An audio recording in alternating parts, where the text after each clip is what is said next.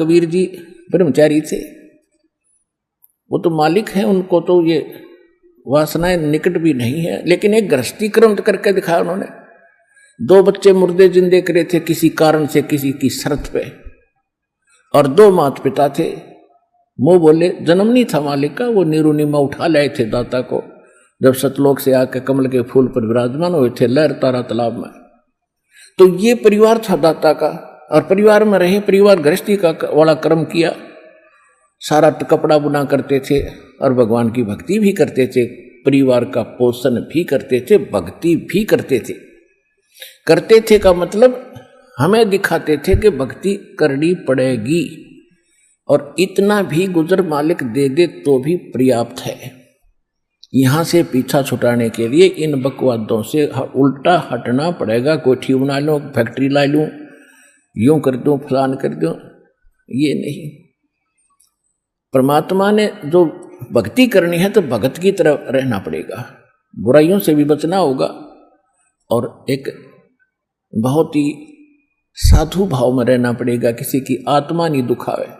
ठीक है, आपको धीरे धीरे सेट होने में टाइम लगेगा, जैसा भी जिसका व्यवसाय है अब वर्तमान में, उसमें एक साधुता लाओ। जैसे कोई मजदूर है, सेवा कर रहा है किसी के, और भगत हो गया, तो वो तन मन धन से सेवा करे उस मालिक के उसमें, क्योंकि वहां से उसने रोटी मिल रही है। और फिर परमात्मा ऐसी प्रेरणा करेगा उस मालिक के अंदर, देख भगत आदमी होते ऐसा हो भाई। कोई चीज पड़ी रहो घर में, उसके लिए मिट्टी समझे, चाहे पैसा हो, चाहे सोना हो, कुछ भी हो, अपनी मिली हुई 2 रोटी यानी 2 जो दिहाड़ी मिलती है उसमें संतोष सब्र करके देखा, कितनी इज्जत बनेगी उसकी, और कितनी विनम्रता और उसके प्रति सद्भावना और उसका आदर बनेगा उस मालिक के हृदय में। इसी प्रकार अगर आप मालिक हैं, भगत हैं, आपके यहाँ कोई सेवादार सेवा करता है, उनको अपने बच्चों की तरह समझे, उनको भगवान के बच्चे समझे। वो बालक सेवा कर रहे हैं, भगवान के बच्चे हैं, उनको प्यार दे और उनके साथ कोई ऐसा गलत बर्ताव नहीं करे।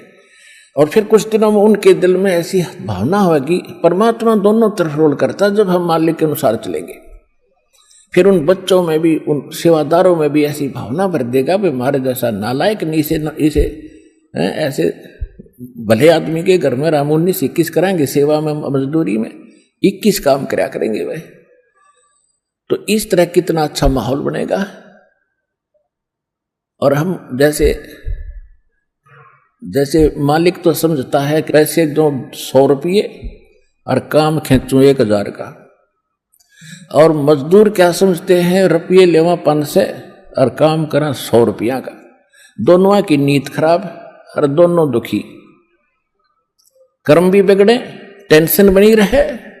तो इस प्रकार हमने अपने इस अंतःकरण के अंदर एक साधु भाव लाना पड़ेगा, और तब देखना आपका वातावरण कैसे बदलने लगेगा, कैसे बदलने लगेगा, पूछो मत।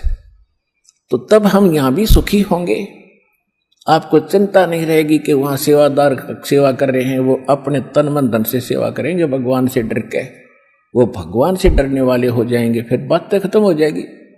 अब तो आग लगी पड़ी है, रिश्वत ले ले, यूं ले लूं, फलान करूं, जब करूंगा तेरा काम धर दे 500 रुपये, और उधर से 500 ले लिए, डॉक्टर के जाकर 1000 लग गए, वो 500 भी गए, 500 अपनी तनख्वाह में तो गए। अरे वो पाप कर्म जो कह दो धरे के धराए रहेंगे, फिर गधा बनकर पूरे करेगा जिससे रिश्वत ली है।